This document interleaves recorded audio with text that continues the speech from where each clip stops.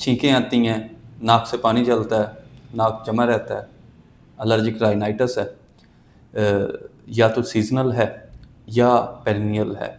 कि सीजनल जब भी मौसम चेंज होगा आपको किसी पोलन की वजह से, वो ग्रास पोलन हो सकता है, ट्री पोलन हो सकता है, आपको छींकें आना शुरू, नाक से पानी चलना शुरू हो जाएगा। या कुछ लोगों को फिर डस्ट से है, कैट एंड डॉग्स के जो डेंडर्स होते हैं उससे होता है।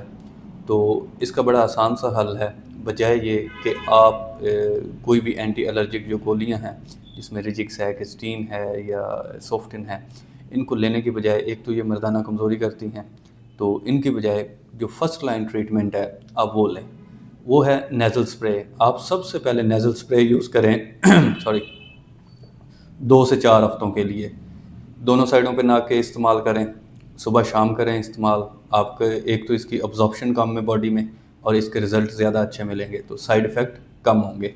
अगर आपको मसला बहुत ज़्यादा लंबा रहता है तो आप इसको एलर्जी का जो सीज़न है उसमें पूरा 2-4 माह जो है इसको आप यूज़ कर सकते हैं। जो कॉमन नेज़ल स्प्रे हमारे यहाँ मौजूद हैं उनमें राइनोक्लेनल है, फ्लिक्सोनेस है, हाईवेट है, टिकोवेट है, सारे बड़ी अच्छी कंपनीज़ के स्प्रे हैं।